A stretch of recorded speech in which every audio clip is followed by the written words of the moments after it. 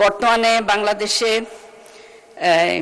ইসলামী ব্যাংকের 3 কোটির বেশি গ্রাহক রয়েছে এবং 80 লক্ষ উদ্যোক্তা রয়েছে। এখন আমি আহ্বান জানাবো নুরুন্নেসা সিদ্দিকা, মহিলা আসন 37। আপনার সময় 5 মিনিট। আসসালামু আলাইকুম ওয়া রাহমাতুল্লাহি ওয়া বারাকাতুহু। মাননীয় স্পিকার, আপনাকে ধন্যবাদ আমাকে কথা বলার সুযোগ দেওয়ার জন্য। আমি মহান আল্লাহ রাব্বুল আলামিনের শুকরিয়া আদায় করছি, যিনি আমাকে এই সংসদে এসে কথা বলার তৌফিক দিয়েছেন। মাননীয় স্পিকার, ইসলামী ব্যাংক বাংলাদেশের একটা অত্যন্ত বলিষ্ঠ সম্ভাবনাময় ব্যাংক, যা বাংলাদেশের মানুষের ভবিষ্যৎ এবং বর্তমান তাদের আশা-আকাঙ্ক্ষার প্রতীক। এর যাত্রা শুরু হয়েছিল 1983 সালে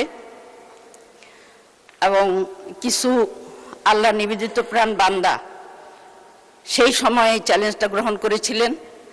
তারা এই সুদমুক্ত ইসলামী অর্থব্যবস্থা চালু করার নিয়তে এটা করেছেন এবং তারা সারা বিশ্বের মুসলিম কান্ট্রিগুলো ঘুরে তাদেরকে বিভিন্ন সরকারকে মোটিভেট করে তারা এখানে ইনভেস্ট করার ব্যবস্থা করেছেন।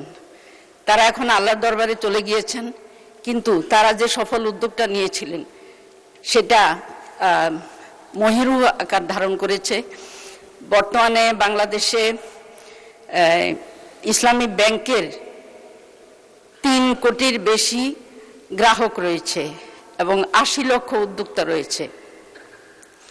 তো একটা ব্যাংক দেশের জন্য রক্ত প্রবাহের কাজ করে। শরীরের রক্ত প্রবাহের কাজ যেমন শিরা উপশিরার কাজ, ঠিক তেমনি ব্যাংকের মাধ্যমে একটা সমাজের রক্ত প্রবাহ হয়। সেই ব্যাংকটাকে ধ্বংস করার জন্য সেই ইসলামী ব্যাংক ব্যবস্থা, যেখানে বিশ্বে নন্দিত এবং বাংলাদেশে আপামর জনতা, হিন্দু, মুসলিম, বৌদ্ধ, খ্রিস্টান সবার কাছেই এটা নন্দিত, কিন্তু সবার আস্থার প্রতীক, কিন্তু সেই ব্যাংকটাকে ধ্বংস করে এই দেশের অর্থ ব্যবস্থাকে ধ্বংস করার জন্য নীল নকশা করা হয়েছিল, বিগত ফ্যাসিস্ট সরকার করেছিল।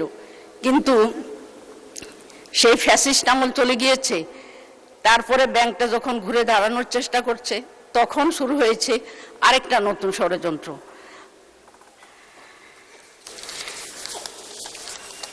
মাননীয় স্পিকার, আমরা আল্লাহর উপরে বিশ্বাস করি যারা, তারা কম বেশি আমরা কোরআন পড়ি এবং কোরআনে আল্লাহ তাআলা বলেছেন,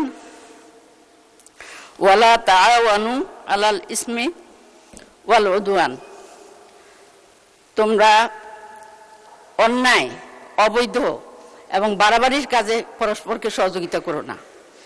আমরা এই নীতির ভিত্তিতে, কোরআনের এই নীতির ভিত্তিতে আমরা আজকে আমাদের সরকার যেই পথে আগাচ্ছে ইসলামী ব্যাংকের ব্যাপারে, আমরা এই নীতির ভিত্তিতে এটার প্রতিবাদ করছি এবং তাদেরকে সংশোধিত হয়ে আবার নতুন করে তারা সৎ পথে ফিরে আসার জন্য আমরা তাদেরকে আহ্বান জানাচ্ছি।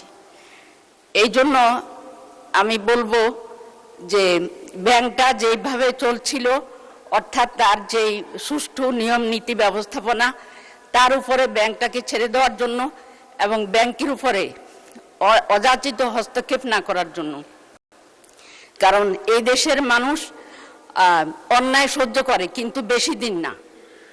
এই দেশের মানুষ প্রতিবাদ করতে জানে এবং সেই প্রতিবাদটা তারা দেখিয়ে দিয়েছে 24 আগস্টে। এখন যদি ইসলামী ব্যাংককে তার পথে চলতে দেওয়া হয় এবং তার যেই নীতিমালা রয়েছে সেই নীতিমালার ভিত্তিতে যদি পরিচালিত হয়, তাহলে দেশ যেমন রক্ষা পাবে, জাতি উন্নত হবে এবং সরকারও রক্ষা পাবে। এই জন্য আমি সরকারের